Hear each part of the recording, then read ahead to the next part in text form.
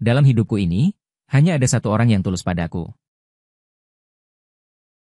Sebelumnya ada, dan setelahnya tidak akan ada lagi mobil yang jatuh ke sungai. Lalu bangkit kembali. Namun 10 tahun kemudian, saat sebelumnya. Masih di kelas mengajariku memecahkan soal, teman semeja. Kini sudah menjadi pengantin orang lain.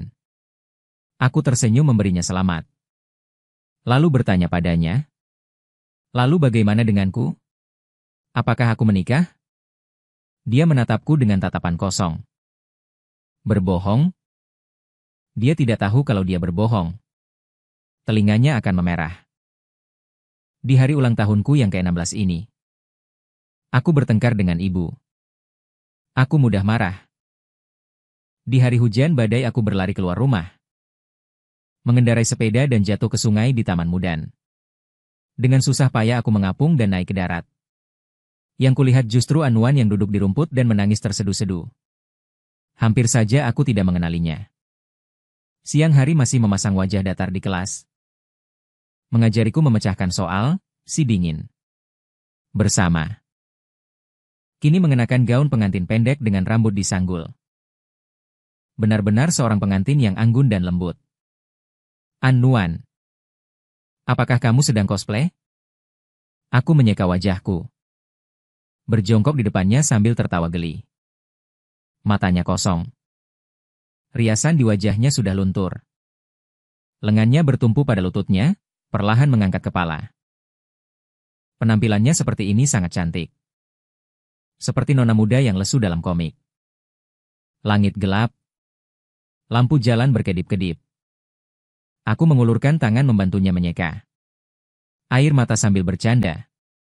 Aku tidak ingat kalau teman semeja yang dingin sepertiku akan menjadi cengeng seperti ini. Dia tidak berbicara. Menatapku dengan tajam.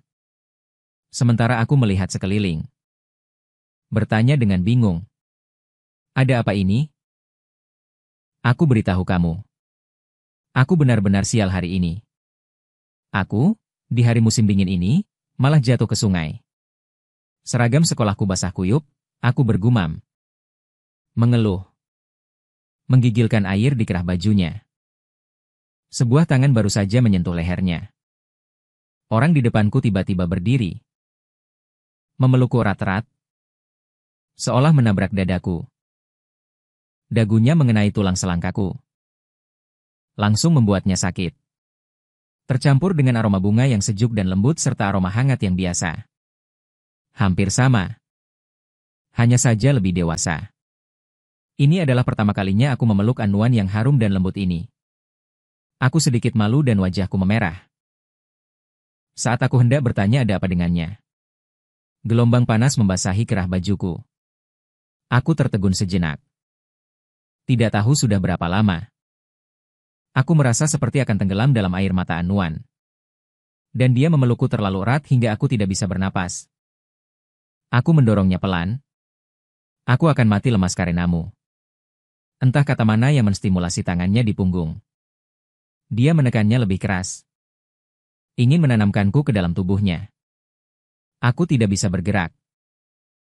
Jadi aku menunduk dan menggigit bahunya. Mungkin karena aku membuatnya sakit. Dia sedikit mengendur. Dia masih memelukku dengan mata merah.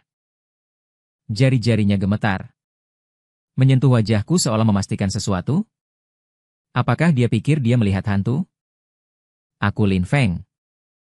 Aku tahu, aku tahu. Anwan perlahan berkata. Suaranya sangat serak. Kenapa dia seperti ini? Baru saja sedikit keraguan terlintas di benakku. Tiba-tiba beberapa cahaya melintas di atas. Disertai dengan langkah kaki yang kacau. Sesosok orang dengan senter berteriak-teriak. Berlari ke arah Anwan. Kau benar-benar ingin bunuh diri dengan melompat ke sungai. Aku menatap dengan bingung ke arah cahaya itu. Senter orang itu jatuh ke tanah. Jatuh ke sungai dengan suara gedebuk. Kakinya lemas. Melihat hantu. Kabut pagi berangsur-angsur menghilang. Sungai memantulkan cahaya berkilauan. Aku duduk di mobil dan membolak-balik ponsel Anwan dengan tidak percaya. Benar-benar 10 tahun kemudian. Aku melakukan perjalanan ke masa depan. Chuan Qing, yang mengemudi di kursi depan, mendengar ini. Berkata dengan nada siaran yang berlebihan dan jelas. Ya, teman sekelas Lin Feng sekarang tahun 2023. Pasti senang dan gembira. Aku mengangguk. Sungguh menarik. Melihat Chuan Qing, yang dulu hanya membual, berubah menjadi wanita kaya yang mengendarai Mercedes-Benz. Aku mengacungkan jempol, hebat. Bos Chu, Chuan Qing tersenyum malu-malu. Memiringkan kepalanya dan berkata, Anwan lebih hebat. Dia adalah presiden perusahaan publik. Anwan di samping menarik bibirnya dan tersenyum tipis. Aku tidak terlalu terkejut. Anwan sangat pintar.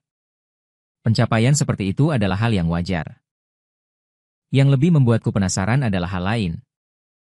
Cincin di ujung jarinya yang berlumpur di gaun pengantinnya bersinar terang. Aku sedikit menundukkan mataku. Berkata dengan lembut, belum membantumu merasakan kebahagiaan di hati dan jiwamu. Udara di dalam mobil Anwan tiba-tiba membeku. Chuan Qing berdeham. Berkata sambil tersenyum. Jangan membicarakannya saat ini. Anwan, calon pengantin pria itu, bahkan melarikan diri dari pernikahan. Sungguh menjengkelkan. Tidak heran Anwan sendirian di tepi sungai. Sangat sedih. Siapa yang begitu buta bisa menikahi Anwan? Masih tidak puas. Sebagai teman sebangku terbaik Anwan, aku dengan marah menepuk bahu Anwan. Di mana-mana ada rumput harum. Jangan sedih. Dengan pesonamu, jangan takut. Tidak punya suami. Chuan Qing di kursi depan berkata dengan gembira sambil meniru Anwan. Cobalah untuk berpikir positif. Awal musim semi. Burung layang-layang terbang. Ini adalah musim yang baik di awal kehidupan. Anwan menatapku dengan tenang. Pupilnya diwarnai lingkaran cahaya musim semi. Emas pucat. Dia berkeringat dengan lembut. Baik. Aku tidak sedih. Karena aku, si pendatang dari masa lalu, hanya bisa dianggap sebagai penghuni ilegal. Jadi Chuan Qing menyarankan aku untuk sementara tinggal di rumah Anwan. Aku melihat bayangan diriku sebagai seorang siswa di lift. Tidak cocok dengan mereka. Tersenyum kecil. Aku menoleh ketika mendengar itu, mengapa aku tidak kembali ke rumahku sendiri? Chuan Qing berdiri di belakang dan berkedip. Tiba-tiba menuduh. Kau masih berani bertanya? Anak nakal ini sudah membawa keluarganya berimigrasi ke luar negeri. Baik. Kami, teman-teman lama ini, ditinggalkan begitu saja. Aku tidak tahu kau sekarang tinggal di Pasifik yang mana. Aku menatap Anwan. Dia menunduk dan memainkan ponselnya. Sepertinya sedang mengurus urusan bisnis. Mungkin benar begitu? Aku setengah percaya dan setengah tidak percaya menoleh. Bergumam? Tapi kenapa? Lantai sudah sampai. Tidak tahu Chuan Qing mendorongku keluar dari lift. Bercanda dan mengucapkan selamat tinggal.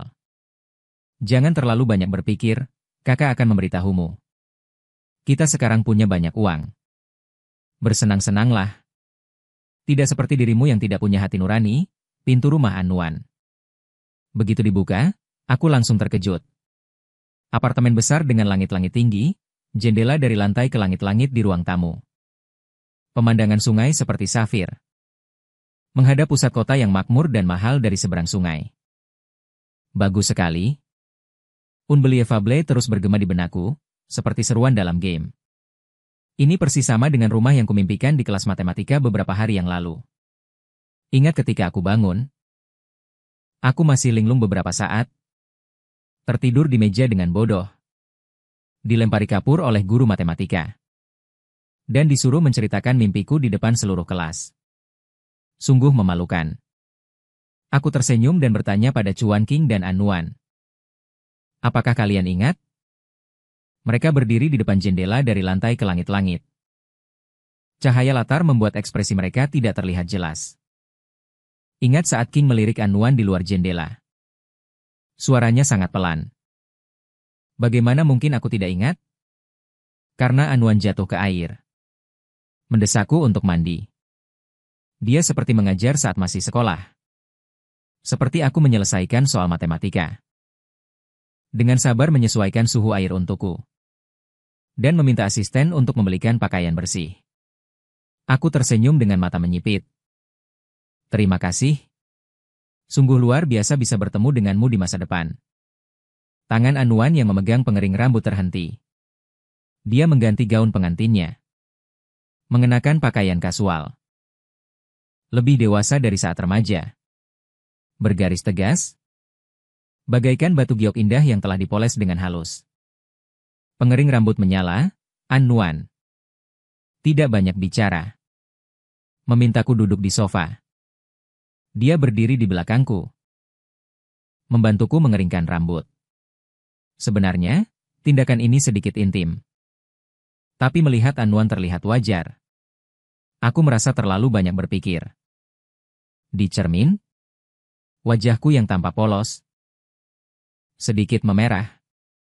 Sementara An-Nuan adalah wanita cantik.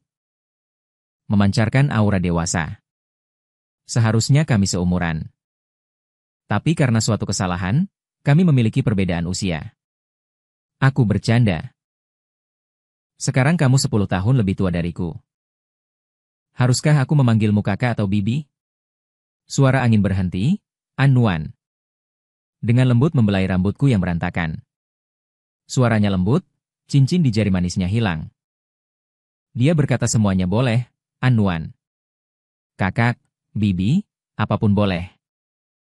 Aku tidak mengerti, menatapnya dengan bingung. Datang ke masa depan. Yang paling ingin aku ketahui tentu saja bagaimana kehidupanku. Tapi aku di masa depan sepertinya sangat dingin. Tidak hanya menghilang dari grup teman sekelas. Bahkan An-Nuan juga tidak menghubungiku. Mencoba menghubungi nomor telepon orang tua. Saya kecewa meletakkan ponsel. An-Nuan. Bekerja dari rumah. Kenapa saya tidak boleh sesekali pergi ke ruang kerja untuk melihatnya? Apakah itu membosankan? Hanya sedikit penasaran. Tentang apa yang akan saya lakukan di masa depan. Setelah berkata demikian dengan nada menyesal. Sayang sekali, saya tidak dapat menemukan satupun berita. Dia dengan tenang duduk di sampingku dan bertanya. Bukankah kita tidak pernah berhubungan lagi setelah itu? Dia mengangkat bahu. Selalu ada yang aku tahu. Jendela yang cerah dan cermin. Menyinari semua benda di ruang tamu dengan murni dan terang. Seperti mata An-Nuan. Tidak menyembunyikan kebohongan apapun. Baiklah. Aku tersenyum. Setelah berpikir sejenak, aku mengajukan pertanyaan pertama. Apakah aku berhasil masuk ke universitas impianku? Itu adalah suatu sore di kelas 1 SMA ketika aku pertama kali duduk semeja dengan An-Nuan. Guru menyuruh kami secara bertahap menulis cita-cita kami di poster di belakang kelas. Senja di universitas. Terasa pekat seperti kerudung pengantin yang menyelimuti seluruh kelas. An-Nuan berdiri di samping. Tidak terlalu tinggi. Membiarkan matahari terbenam menyinari lapisan cahaya lembut. Dia dengan cepat menyelesaikannya. Orang yang memiliki tujuan hidup yang jelas memang berbeda. 4 kata tertulis dengan bebas dan percaya diri. Ditulis dengan penuh percaya diri. Tidak seperti saya yang pikirannya dipenuhi dengan dunia persilatan. Setelah berpikir lama, aku hanya membuat 2 titik di ruang kosong. Ketika guru akan datang, aku dengan sembarangan menulis tatapan An-Nuan. Agak aneh. Akhirnya guru menggantung poster di tengah 2 baris. Kata-kata merah dengan font berbeda sangat mencolok. Baris atas dengan gaya kaligrafi yang indah. Sedangkan di bawahnya tertulis Universitas Nanjing dengan tulisan yang berantakan, suara tawa dan ejekan di kelas bergema seperti badai. Bahkan guru pun tersenyum. Aku ingin sekali masuk ke dalam meja. Aku benar-benar menulisnya secara tidak sadar sambil diam-diam menatap An-Nuan. Tangannya yang putih dan cantik menopang pipinya. Memegang pena di tangannya, dia tidak mau melihatku. Kamu berhasil masuk, An-Nuan. Di matanya ada kebanggaan. Dan ada beberapa kebijaksanaan yang tidak saya mengerti. Dewasa An-Nuan sangat sulit dimengerti. Pasti ini semua berkatmu. Aku tertawa. Tidak sia-sia guru An. Setiap hari begitu sibuk mengajariku murid bodoh ini adalah upaya An-Nuan. Ulangi Lin Feng. Adalah upaya pipimu memerah karena panas. Aku nyaris tidak menahan bibirku yang terangkat karena dipuji. Ketahuilah, An-Nuan saat muda tidak pernah suka mengatakan kata-kata lembut. Rasional seperti buku teks.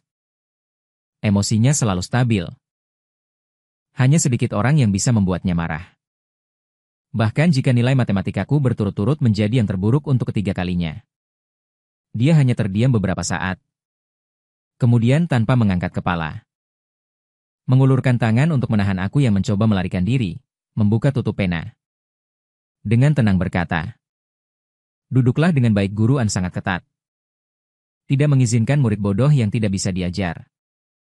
Maka di hari-hari les matematika, aku selalu pulang bersama An-Nuan.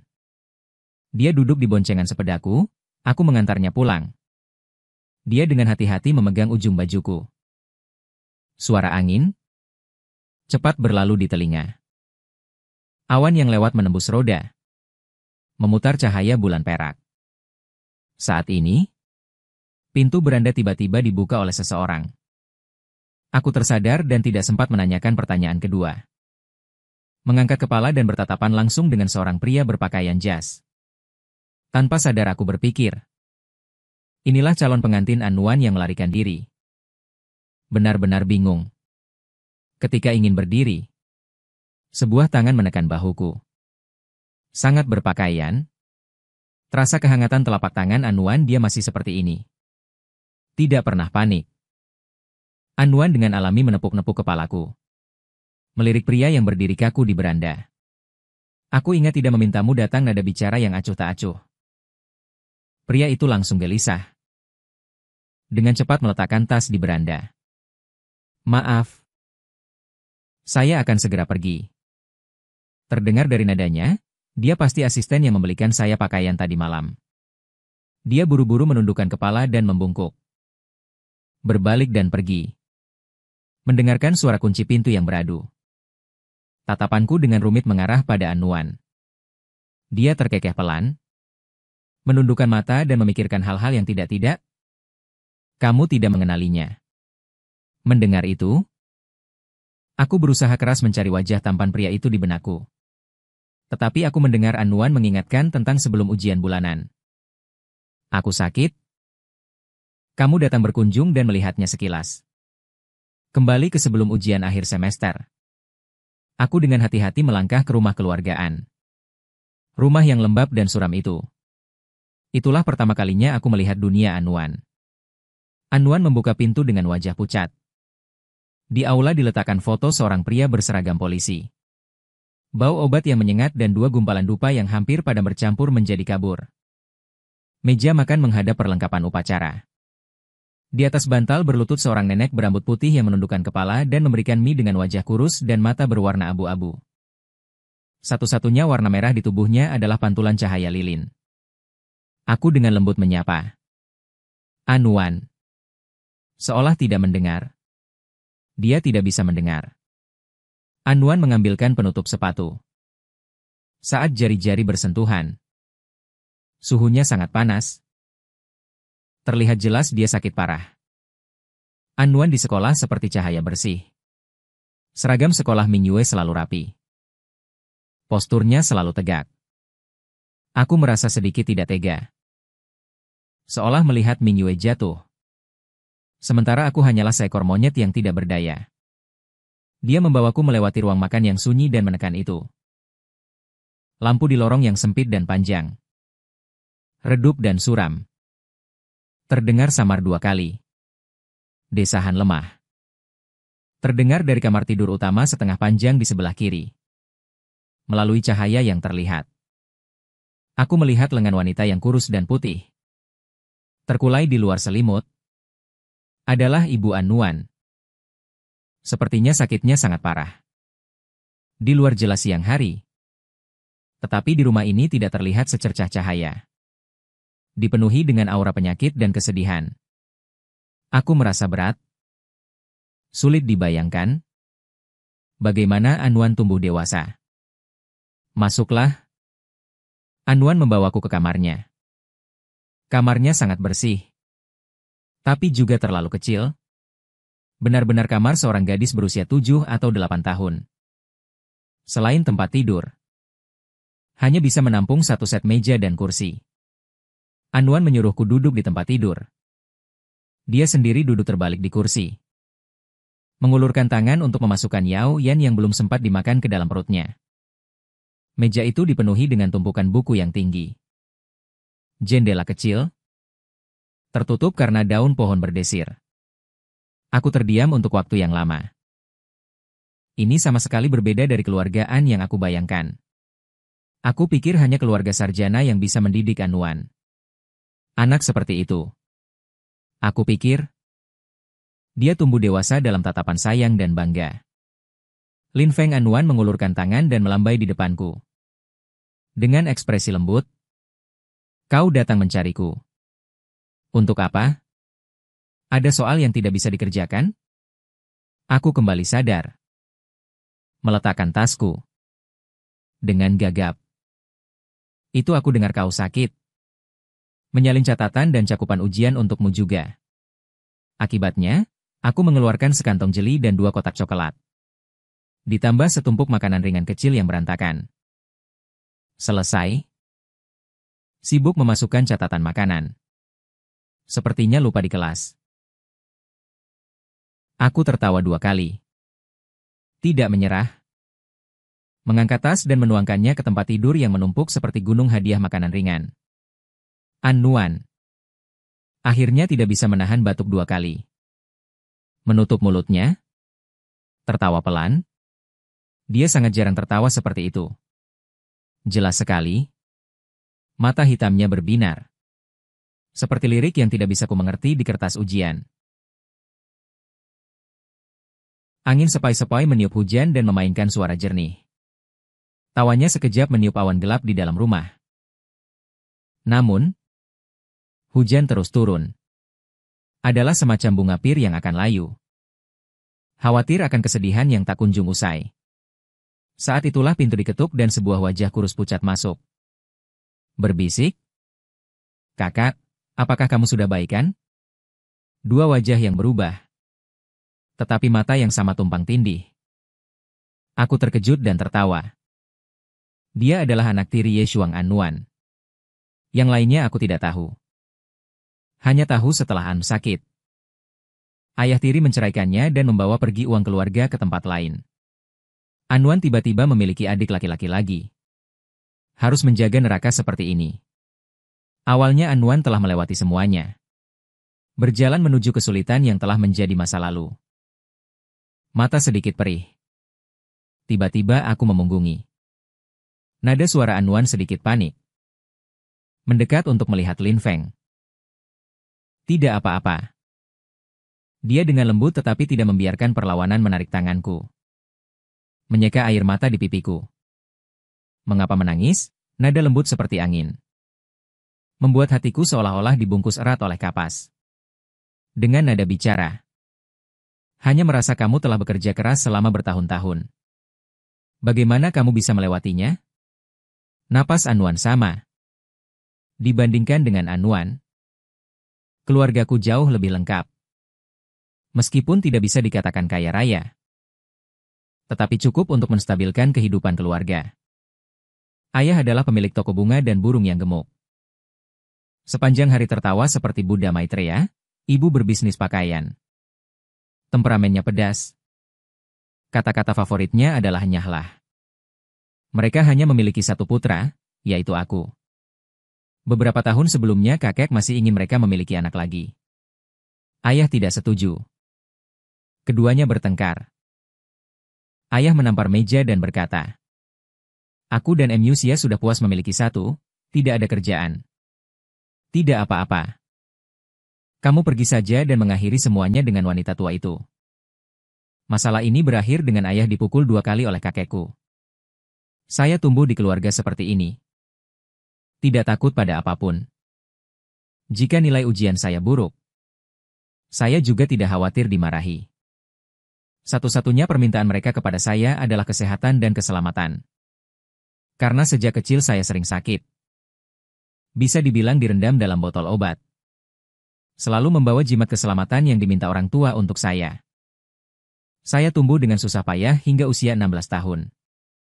Akhirnya tidak lagi sering sakit. Tetapi ibu saya malah sakit.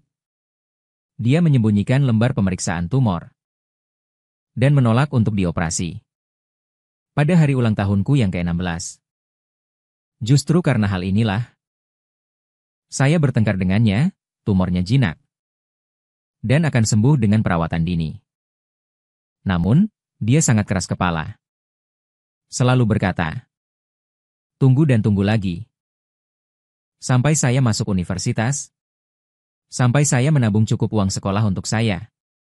Pergi ke rumah sakit juga tidak terlambat. Bukankah kamu ingin pergi ke Nanjing? Bisakah nilai segitu membuatmu lulus? Ibumu harus mencarikanmu cukup uang. Jika tidak lulus, masih ada jalan lain. Dia lebih pandai berbicara daripada siapapun. Saya sama sekali tidak bisa membantahnya. Saya sangat marah. Mengendarai sepeda keluar rumah. Jika kamu tidak pergi ke rumah sakit, saya akan berhenti sekolah sekarang juga. Saya ingat hari itu hujan turun sangat deras.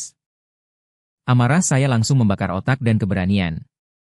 Dengan sekali tarikan napas mengayuh sepeda beberapa kilometer. Sebenarnya, mana berani benar-benar pergi ke sekolah? Namun, saya dengan cepat mengayuh ke rumah sakit. Ingin menanyakan kondisi ibu. Siapa sangka malah tidak sengaja terjatuh ke sungai. Ah! Orang tua pasti sangat khawatir. Tiba-tiba teringat orang tua yang sibuk bertanya kepada saya. Apakah penyakit ibu sudah sembuh? Hal-hal setelah saya jatuh ke air. Apakah kamu tahu? Anwan perlahan berkata. Baiklah. Bibi sangat terkejut olehmu. Langsung patuh dan tinggal di sana. Rumah sakit. Operasinya sangat sukses. Aku menghela napas lega. Dengan bangga berkata. Tetap saja aku yang terbaik. Tiba-tiba dahiku terkena ludah Anwan. Aku menatap dengan bingung. Tapi dia terlihat serius. Tidak ada senyum di matanya. Lin Feng tidak boleh mendekati air dalam lagi di masa depan. Dengar tidak? Dia jarang berbicara dengan nada yang begitu keras. Seolah-olah aku menyentuh batasnya. Menyentuh ambang kemarahannya. Tiba-tiba dimarahi. Jarang sekali aku tidak membantah. Mengangguk dengan linglung. Anwan terlalu mengendalikan. Benar kan? Bioskop itu perlahan-lahan dipenuhi penonton. Chuan King dengan akal menutupi mulutnya dan berbisik. Mendekat ke telingaku. Kau tidak tahu. Betapa mengerikannya dia selama bertahun-tahun kau tidak ada di sisinya. Sebuah bayangan menaungi. Cahaya proyeksi dari Anwan yang cantik. Melintas miring di wajahnya. Membuat tatapannya tampak dalam. Chuan King menciutkan lehernya. Merebut minuman dari tangan Anwan. Bergumam dan duduk di sisi lain. Film akan segera dimulai, Anwan duduk di sampingku. Meletakkan popcorn dan cola di pangkuanku. Penampilan dan sosoknya yang luar biasa menarik banyak perhatian. Adegan ini seolah-olah baru terjadi kemarin. Guru memutar film untuk para siswa di kelas. Saat itu masih film baru yang baru saja dirilis. Pesta visual yang keren dan merangsang dari film aksi fiksi ilmiah. Setelah 10 tahun, film itu sudah mencapai bagian keempat. Identitas pembuka yang familiar menarikku kembali ke kelas hari itu. Dalam kegelapan. Perubahan cahaya dan bayangan. Para siswa menonton dengan serius di sisiku.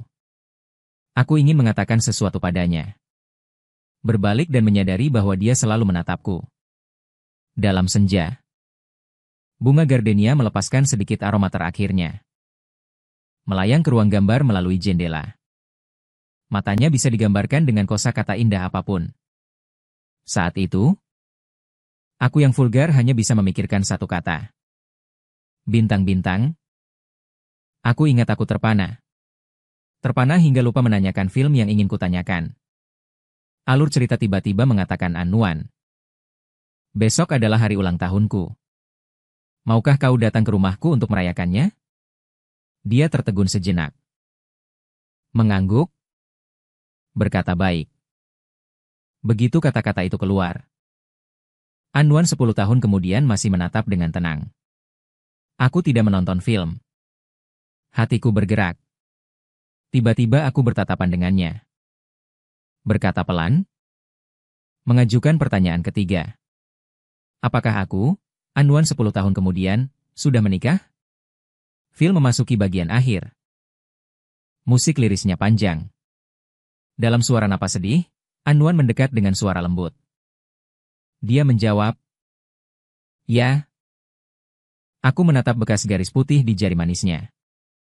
Tiba-tiba tersenyum tanpa suara. Mengetik di ponsel untuk menunjukkannya padanya. Kalau begitu, apakah kau pernah melihat istriku? Chuan Qing berkata, aku sudah pindah. Aku tidak mungkin menikahi gadis asing berambut pirang dan bermata biru, kan?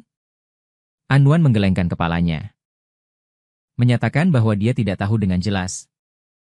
Dia mendengar dari orang lain bahwa aku menikah di luar negeri. Musik film terdengar samar-samar. Seperti gerimis yang jatuh ke rongga telinga. Permukaan danau yang tenang mulai beriak lembut. Aku pikir An-Nuan sangat pandai berbohong.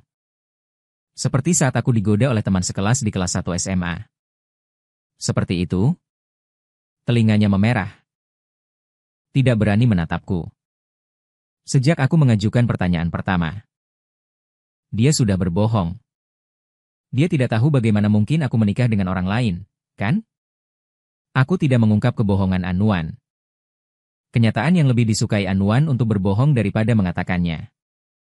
Pasti tidak baik. Aku hanya ingin memastikan bagaimana keadaan orang tuaku sekarang, selagi An-Nuan pergi bekerja. Aku tidak mendengarkannya. Tinggal di rumah. Dengan bantuan peta elektronik. Aku naik kereta bawah tanah ke jalan lama untuk berganti bus. Melewati sekolah. Sekolah di luar jendela mobil tidak lagi memiliki tanaman ivy. Bangunan itu berdiri dengan megah. Gelombang siswa muda naik satu demi satu. Seorang siswa laki-laki duduk di sebelahku dengan memakai headphone. Aku meliriknya. Tidak bisa menahan diri untuk tidak menghela napas. Seragam sekolah kalian sekarang sangat bagus. Dia mendengarnya dan melepas headphone. Dengan senyum cerah. Kakak laki-laki juga dulu dari SMA nomor 1. Ya. Aku pikir itu menyenangkan dan ikut arus.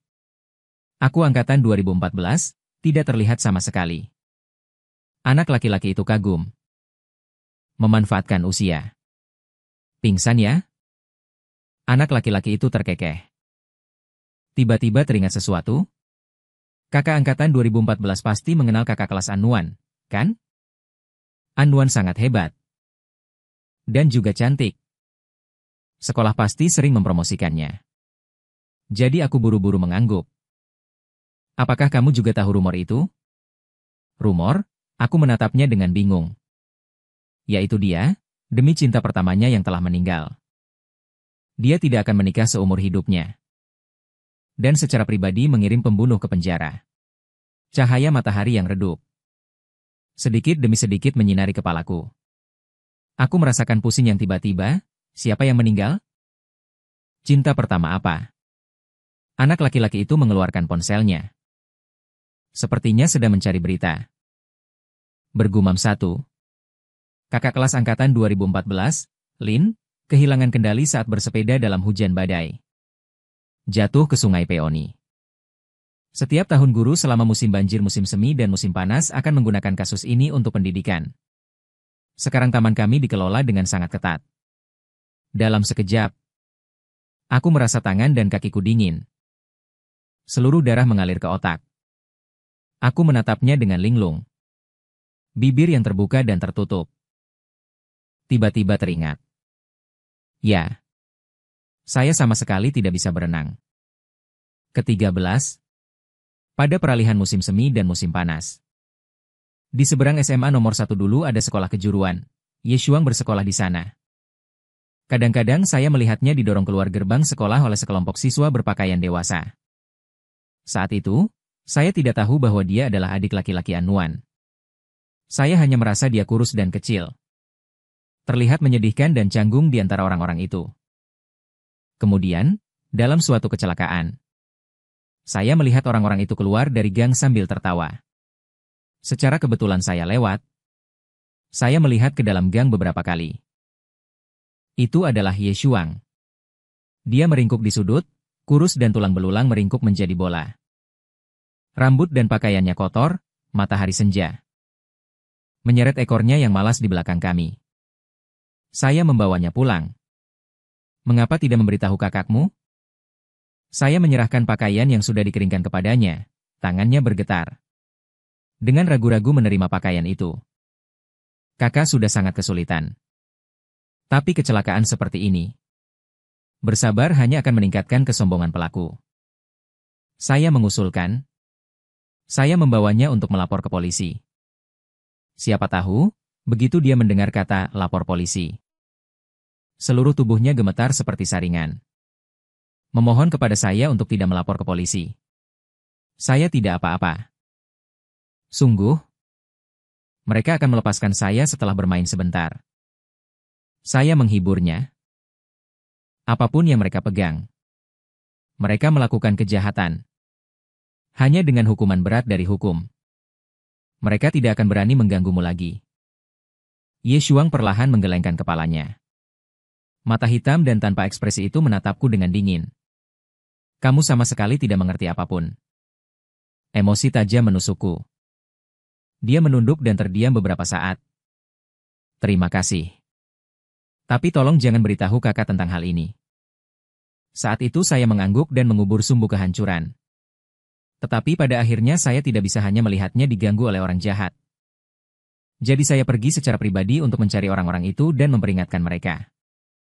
Jika ada lagi lain kali saya melihatnya, saya pasti akan melapor ke polisi. Mereka memang tenang untuk waktu yang lama. Sampai ulang tahunku yang ke-16. Aku dengan marah menaiki sepeda yang tergeletak di halaman. Sudah lama tidak digunakan. Bertepatan dengan hujan badai. Langit tidak bisa mengerem. Terminal bus telah tiba. Perlahan mematikan mesin. Sopir mengangkat cangkir tehnya. Dan turun dari kursi pengemudi. Memandangku dengan aneh. Adik, kenapa kamu belum turun?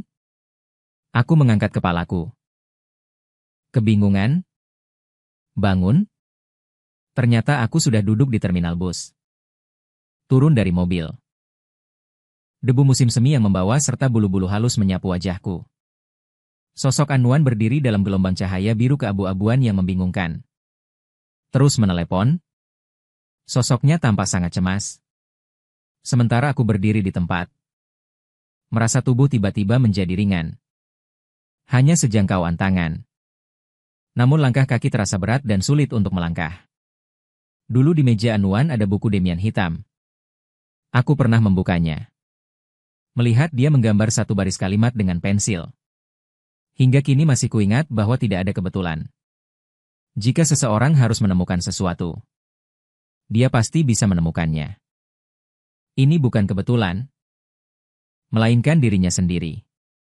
Keinginan dan kebutuhannya membimbingnya.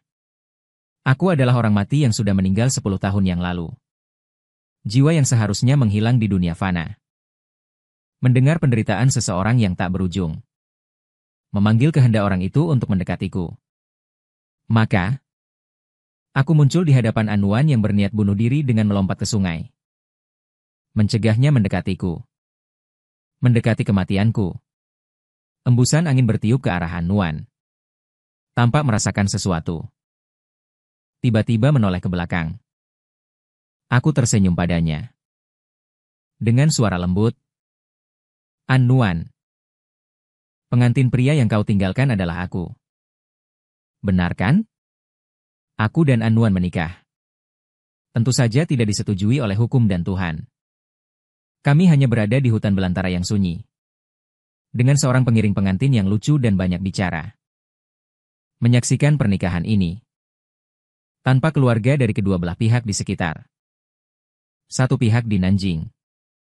Satu pihak di kuburan mengetahui bahwa orang tua pindah ke Nanjing.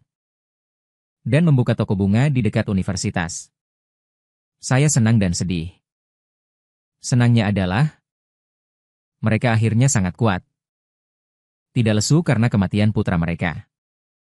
Sedihnya, saya tidak bisa menemani sisa hidup mereka. Dan harus membebani mereka dengan memikirkan arwah saya. An Shuang pernah datang mencari saya sebelumnya. Dia pikir saya hanyalah pengganti yang sangat mirip dengan Lin Feng. Hari itu dia mabuk berat. Pertama-tama mengutuk An Nuan sebagai orang gila. 10 tahun lalu. Hari ketika saya jatuh ke sungai. Tim penyelamat mencari lama. Tetapi tidak menemukan mayat saya. Hanya An Nuan yang melakukannya. Orang tua saya tidak tidur selama 2 hari berturut-turut. Terus mencari di sungai.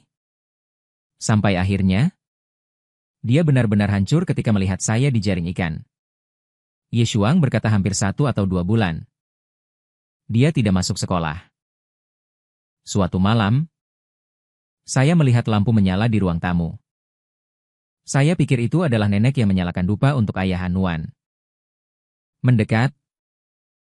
Ternyata An Nuan berlutut kurus seperti hantu di atas tikar yang sering digunakan nenek untuk berlutut dan berdoa. Ada altar tambahan di pantai. Di sampingnya ada foto Lin Feng. Dia menangis sambil berkata, "Sejak itu, keluarga kami memiliki orang mati hidup yang percaya pada dewa dan Buddha." Ibu dan nenek An Nuan meninggal satu demi satu. Dia menghidupi keluarga sendirian. Dari universitas hingga pasca sarjana, dari berwirausaha hingga hari ini. Tahukah kamu? Ye Shuang memeluk saya dengan mata merah. Menelusuri wajah saya. Betapa senangnya saya. Kamu bisa terlihat seperti Lin Feng selama 10 tahun. Saya merasa bersalah padanya selama 10 tahun. Jika saja saya lebih berani saat itu. Dan berdiri bersamanya di depan sekelompok sampah itu. Dia tidak akan dibalas oleh mereka karena melindungiku. Sepedanya tidak akan rusak. Dan dia tidak akan mati. Air mata dingin jatuh ke telapak tanganku. Dia membenamkan wajahnya di bahuku. Berbisik dengan gemetar. Maafkan aku, maafkan aku. Lin Feng di mataku. Dia masih anak laki-laki kecil dan menyedihkan di gang itu. Aku perlahan memeluknya. Dengan sudut mata melirik An Nuan. Aku tidak tahu kapan dia kembali. Hanya menatapku dengan tenang. Terkadang, takdir dan temperamen adalah 2 nama untuk satu konsep. Temperamenku impulsif. Tidak tahan melihat kejahatan. Jadi takdir pasti akan mengalami saat-saat kehilangan ingatan dan kerusakan. Saya pikir An Nuan pasti mengerti. Perpisahan adalah hukuman mati yang sunyi. Aku tidak tahu apakah aku adalah fenomena supernatural sekarang. Aku tidak tahu apakah aku akan menghilang suatu hari nanti. Pada hari pernikahan, aku meletakkan cincin itu di ujung jari An Nuan. Tangannya terus bergetar. Ketika Chuan Qing melihat ini, dia tidak bisa menahan diri untuk berbalik. Menekan matanya yang memerah. Aku berkata, "An Nuan, jangan takut. Bukankah aku baik-baik saja di depanmu sekarang?" Tapi entah kenapa. Tenggorokanku terasa sangat perih. Aku tidak bisa mengatakan sepatah kata pun.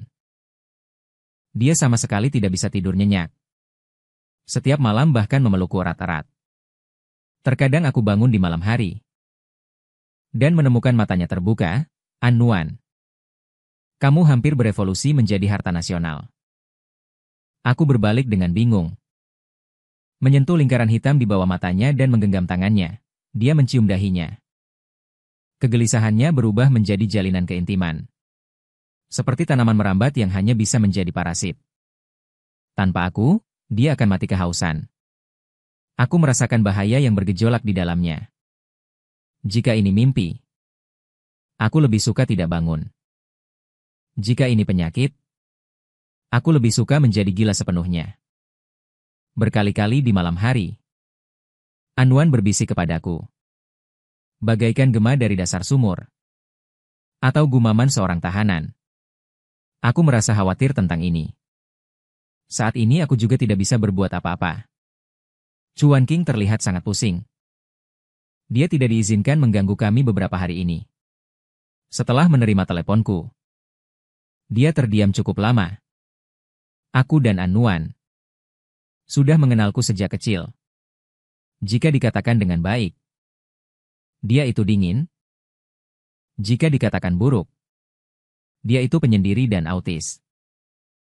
Saat pertama kali masuk sekolah, mengharapkannya untuk berinisiatif mencari teman. Itu tidak mungkin. Aku secara otomatis membayangkan Anwan saat kecil di benakku. Wajahnya dingin dan cantik. Gadis kecil itu setiap hari tenggelam dalam belajar di kamar kecilnya. Chuan King di seberang telepon menghela napas panjang. Jadi kau mengerti. Ketika dia berinisiatif mendekatimu. Seberapa terkejutnya aku? Awalnya teman sebangkumu sama sekali bukan dia. Dia dengan paksa menyuap orang lain untuk mendapatkannya. Menulis 2 tugas dalam sehari. Saat itu aku tahu gadis itu sudah tamat dipenuhi dengan ilusi biru langit dan air yang sesuai di luar jendela kaca yang sunyi. Aku mendengarkan suara sedih Chuan King. Lin Feng, begini? Dia bisa bertahan selama 10 tahun ini. Selain beban keluarga. Sisanya semua karena ingin memberimu penjelasan. Meskipun kelompok orang itu memang diam-diam merusak sepedamu. Tetapi sulit untuk mengajukan kasus tanpa bukti kuat. Dia seperti orang gila. Mengawasi orang-orang itu selama 10 tahun. Dan akhirnya mengirim mereka semua ke penjara. Malam di tepi sungai itu adalah Anwan. Malam di mana dia bersiap untuk mengakhiri segalanya. Semua beban berat di pundaknya terlepas, dia sendirian. Tidak ada apa-apa lagi. Keluarga dan kekasih menderita. Chuan King akhirnya berkata, Lin Feng, kau hidup sehari, dia hidup sehari. Jika kau menghilang, tidak ada bedanya apakah dia hidup atau mati. Mengapa cinta selalu begitu sulit? Aku berbaring di tempat tidur. Di telingaku adalah Anwan. Napas yang jarang tenang. Hari ini aku memasukkan obat tidur ke dalam airnya. Aku merasakan lagi pertanda tubuh bagian dalam menjadi ringan. Kekosongan ringan seperti bulu. Mencengkeram jantungku. Seperti mimpi. Namun keajaiban hidup kembali saat ini. Turun sebentar di atas kepala kita. Apakah ini semacam belas kasihan? Aku menoleh untuk melihat foto pernikahan yang dipajang di samping tempat tidur. Anwan mengenakan gaun pengantin putih bersih itu. Dia tersenyum dengan garis senyum di sudut bibirnya. Seperti lingkaran urat bunga emas pucat. Alis seperti pegunungan hijau yang tertutup air. Seperti pertama kali bertemu. Aku buru-buru mendongak mencari kelas tanpa sengaja. Menabraknya hingga buku-bukunya jatuh ke tanah. Dua pasang mata saling memandang. Angin musim gugur awal yang sedikit hangat bertiup perlahan. Lagu piano riang diputar di radio. Belakangan aku tahu bahwa nama lagu riang itu ternyata adalah surat perpisahan. Kesadaran semakin tenggelam. Seperti tenggelam ke dalam botol tinta. Kegelapan pekat tak teruraikan. Berjuang dengan sia-sia seperti daun terbakar. Seolah-olah masih berada di dasar sungai yang dingin. Tiba-tiba membuka mata. Sinar matahari yang menyilaukan di luar jendela, hujan deras seperti pilar. Mengetuk kaca. Mengenakan seragam sekolah yang kering. Tergeletak di atas meja. Kertas ujian yang belum selesai tadi malam. Jantung berdebar kencang di dada.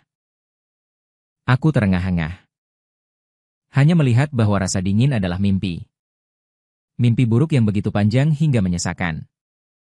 Anwan Yeshuang Chuan King. Orang tua dan pengantin wanita yang menangis dengan riasan yang berantakan di tepi sungai. Memelukku dengan ekspresi putus asa yang sangat jelas. Terakhir, perasaan tubuh menjadi ringan. Perasaan kesadaran menghilang. Masih tersisa seperti jiwa yang ditarik. Aku bahkan bisa mengingat sentuhan dingin cincin di jari manis Anwan. Kursi kulit di mobil Chuan King. Aku mencubit diriku sendiri dengan keras hingga sakit. Tapi apakah itu benar-benar mimpi? Mengapa setiap detail terukir di tulang? Tatapan pengecut Ye Shuang. Pondok Anwan yang dipenuhi aroma obat. Rasa sakit tumpul di bahunya bekas gigitanku. Juga kalimat Chuan King itu. Kau hidup sehari. Dia hidup sehari, sungguh membuat hati gelisah. Dari sebelah terdengar ibuku berteriak dengan suara lantang. Sudah kubilang tidak mau ke rumah sakit. Dasar anak nakal. Coba saja kau sebut soal keluar kuliah lagi. Benar. Hari ini hari ulang tahunku. Juga hari pertengkaran hebat dengannya. Aku bergegas ke ruang tamu. Menatap kalender dengan saksama. Benar. Hari ini? Tapi Anwan di mimpi 10 tahun kemudian berkata. Justru hari ini aku bergegas keluar rumah. Lihat apa? Sarapan di atas meja. Ibuku melototiku. Melanjutkan membereskan mesin jahitnya. Tenggorokanku tercekat. Aku meraih tas sekolah dan bergegas keluar. Tidak menghiraukan. Teriakannya di belakangku. Hujan deras menghantam wajahku terasa sakit. Aku mendorong sepeda tua yang diletakkan di sudut halaman. Rantainya berkarat. Di mimpi remnya blong. Secara aneh aku berjongkok, jariku menyentuh kabel rem roda belakang. Di dalam selongsong karet dekat roda gigi. Ada sobekan yang sangat tersembunyi. Hampir tertutup lumpur minyak. Permukaan logam segar terasa dingin di ujung jariku yang berkeringat dingin. Seketika membasahi punggungku, bukan mimpi. Atau sobekan ini selalu ada. Hanya saja diingatkan oleh mimpi. Sore sepulang sekolah. Hujan deras turun. Aku tidak langsung pulang seperti biasanya. Tatapanku terkunci di kelas. Pada punggung tegak di barisan depan itu. Anwan sedang membereskan tasnya. Wajahnya yang tenang seperti patung giok Anwan. Aku menghampirinya. Suaraku agak serak. Di dalam tatapannya yang sedikit terbuka. Berusaha berkata dengan wajar. Itu, kertas ujian matematika ulangan bulan lalu. Soal terakhir itu aku masih kurang paham. Bisakah kau menjelaskannya lagi padaku? Aku antar kau pulang. Dia menatapku beberapa detik, bulu matanya yang panjang bergetar. Dengan lembut mengangguk. Boncengan sepeda yang bagus. Dia masih hanya dengan hati-hati memegang ujung bajuku. Angin membawa aroma tanah setelah hujan. Ketika hampir mencapai gang sempit itu. Aku mengerem dengan erat, Anwan. Aku menoleh dan melihat matanya yang jernih. Lain kali jika ada masalah di rumah, baik itu belajar atau yang lain, jangan tanggung sendiri. Kita teman sekelas. Benar? Dia tidak berbicara. Hanya jari-jari yang memegang ujung bajuku. Diam-diam sedikit mengencang, lampu jalan menyala. Di matanya, menjatuhkan cahaya kecil yang tersebar. Hari-hari sepertinya ditekan tombol percepatan. Atau tampaknya diam-diam dikoreksi oleh mimpi itu. Aku memperhatikan waktu pulang sekolah Ye Shuang. Kadang-kadang muncul di depan gerbang sekolah kejuruan. Suatu kali aku kebetulan melihat beberapa siswa yang tampak seperti preman mengelilinginya dan mendorongnya. Sebelum mereka menggerakkan kaki, aku langsung menelepon polisi. Suaranya begitu keras sehingga seluruh jalan bisa mendengarnya. Tapi kali ini aku tidak membiarkan mereka melihat wajahku. Orang-orang itu mendengar sirene polisi. Bergumam dan bubar. Ye Shuang meringkuk di sudut dinding. Tubuhnya yang kurus masih gemetar. Aku berjalan mendekat. Mei Tianwan hanya berkata, "Tidak apa-apa. Lain kali jika bertemu, berteriaklah dengan keras. Larilah ke tempat yang ramai. Atau langsung laporkan ke polisi. Jangan takut." Dia mengangkat kepalanya, wajahnya yang kotor, mata hitamnya untuk pertama kalinya tidak sepenuhnya dikuasai oleh rasa takut, menatapku dengan bingung. Ibu Anwan dirawat di rumah sakit. Saat itu aku dengan malu-malu ikut pergi ke rumah sakit. Dengan canggung membantu mengambil air dan membeli makanan. Merayu ibuku. Meminjam sedikit uang dan memberikannya kepada Anwan. Katanya uang kas kelas, jangan begitu. Dia memegang tumpukan uang itu, jari-jarinya memutih untuk waktu yang lama. Baru kemudian dia berkata dengan rendah, terima kasih. Aku melihat bahunya yang tegang sepertinya sedikit rileks. Chuan King masih sama hebohnya seperti dulu. Chuan King. Hanya saja tidak ada lagi gaya orang kaya setelah 10 tahun. Dia menepuk bahuku dan mengedipkan mata. Ibu juga menjalani perawatan setelah dibujuk olehku dan ayahku. Operasinya sangat berhasil. Lin Feng hebat. Gunung es Anwan milikmu hampir terpengaruh olehmu. Akhir-akhir ini dia sepertinya tidak terlalu menakutkan. Waktu seolah dengan lembut menghaluskan kerutan oleh tangan tak terlihat. Tragedi dalam mimpi itu dicegah sebelum berkembang di kedalaman mata Anwan. Lapisan hujan terus-menerus tampaknya memudar oleh sinar matahari. Dia masih diam. Tetapi kadang-kadang sudut bibirnya akan melengkung dengan sangat tipis. Bonus. Kebisingan upacara kelulusan berangsur-angsur mereda. Aroma bunga gardenia begitu kaya hingga memabukkan. Matahari terbenam melapisi dinding luar auditorium kuno dengan lapisan emas hangat. Aku berjalan melewati sambil memeluk ijazah kelulusan. Kerumunan orang saling menandatangani untuk kenang-kenangan. Jantungku berdetak agak cepat. Mataku mencari. Akhirnya berhenti di luar pintu samping auditorium. Di bawah pohon pagoda tua itu. Dia di sana, Anwan, mengenakan seragam sekolah musim panas yang sudah pudar. Biru dan putih adalah gaya yang paling umum. Namun tetap tampak tegak seperti bambu hijau saat dikenakan padanya. Sinar matahari terbenam menembus celah-celah dedaunan. Melompat di bahunya yang kurus dan ujung rambutnya yang hitam legam. Dia sedikit mendongak. Menatap bunga pagoda yang berjatuhan. Garis wajahnya bersih dan tajam. Adalah perbedaan total dari keputusasaan dalam mimpi itu. Penampilan murni seorang gadis yang sama sekali berbeda dari pengantin wanita. Aku menarik napas dalam-dalam. Berjalan di depannya. Menghalangi cahaya itu. Dia menoleh. Tatapannya yang jernih tertuju pada wajahku. Dengan sedikit pertanyaan seperti biasa. Seolah menungguku untuk menanyakan soal matematika yang tidak bisa dipecahkan. Anwan. Aku membuka mulutku, suaraku sedikit tercekat. Dia menjawab. Menunggu kelanjutanku. Aku mengeluarkan sebuah kotak kecil yang terasa hangat dari saku seragam sekolahku. Bukan barang berharga. Hanya pembatas buku perak berongga yang sangat biasa. Dengan baris kata terukir di atasnya. Aku berlari ke beberapa toko untuk menemukan pemilik halaman, Yuehua Liu Zhaojun.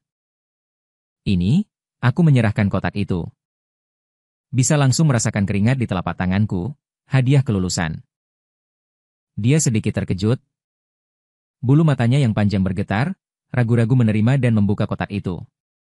Saat melihat pembatas buku. Dia hanya berhenti sejenak. Ada satu kalimat lagi. Aku berdeham.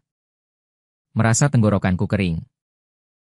Seolah hendak mengumumkan soal pembuktian yang menentukan nasib. Jawabannya adalah Anwan. Itu lama sekali setelah ini. Mungkin 10 tahun atau lebih lama. Aku teringat mimpi itu. Bekas cincin di jari manisnya. Suaraku tanpa sadar. Terdengar lebih pelan. Juga lebih mantap. Maukah kau memberiku sedikit tempat? Angin berhenti. Kebisingan seolah ditekan tombol senyap. Anwan menggenggam kotak kecil itu. Tiba-tiba mengangkat kepalanya. Menatap kedua mataku yang selalu tenang seperti air yang tenang. Mata yang tenang. Dengan jelas memantulkan aku dan cahaya kemerahan di langit yang bergejolak. Gelombang keterkejutan yang belum pernah kulihat sebelumnya. Setelah keterkejutan itu, adalah sesuatu yang terpendam lama. Akhirnya muncul ke permukaan. Dengan sekuat tenaga mengalir di pipinya. Dengan kecepatan yang terlihat dengan mata telanjang. Dengan cepat diwarnai dengan rona merah seperti menyebar dari pipi ke telinga. Bahkan lehernya yang ramping pun memancarkan warna merah muda samar. Seperti awan api yang dipenuhi tetesan bubuk. Dia tidak memindahkan kembang api seperti dalam mimpi. Juga tidak berbohong. Dia hanya menatapku dengan wajah memerah. Matanya tidak berkedip sama sekali. Bibinya terkatup rapat. Kemudian ketika aku hampir tenggelam dalam suara detak jantungku sendiri. Wajahnya sangat tenang. Namun, dia mengangguk dengan sangat jelas. Suara itu seringan bulu yang menyentuh hati. Namun, itu meledakkan kembang api di benakku. Aku tersenyum. Merasa bahwa sesuatu yang telah lama tertekan di dadaku akhirnya mendarat. Keringanan dan ketenangan yang belum pernah terjadi sebelumnya. Aku mengulurkan tanganku padanya. Tanpa ragu. Maka mulai sekarang. Kehangatan matahari terbenam menyelimuti kami. Dia melihat tanganku dan dengan cepat mengangkat matanya lagi. Melihat rona merah di pipiku semakin kentara. Akhirnya, dia mengulurkan tangannya. Dengan sedikit kesejukan. Namun dengan mantap membawa kehalusan dan kekuatan khas seorang gadis. Diletakkan di telapak tanganku. Baik. Katanya. Kali ini lekukan bibirnya jelas. Seperti kuncup bunga gardenia yang baru mekar. Aku menggenggam erat tangan yang sedikit dingin itu. Namun sangat nyata. Keramaian orang kembali membanjiri. Di telinga terdengar perpisahan dan kegembiraan khas musim kelulusan. Mimpi panjang dan menyakitkan itu. Sebenarnya ilusi saat tenggelam. Atau proyeksi kejam dari ruang paralel tertentu? Jawabannya mungkin selamanya tenggelam di dasar sungai Mudan. Namun saat ini, suhu di telapak tangan begitu nyata. Anwan ada di sisi. Adalah seperti seharusnya di usia 16 tahun. Ye Shuang akan tumbuh dengan selamat. Ayah dan ibu sehat selalu. Kehilangan yang memilukan dan penantian yang putus asa itu. Akhirnya terhalang di luar musim panas yang cerah ini. Cukup sudah. Masa depan masih panjang. Dan aku tidak akan pernah melepaskannya lagi. Selesai.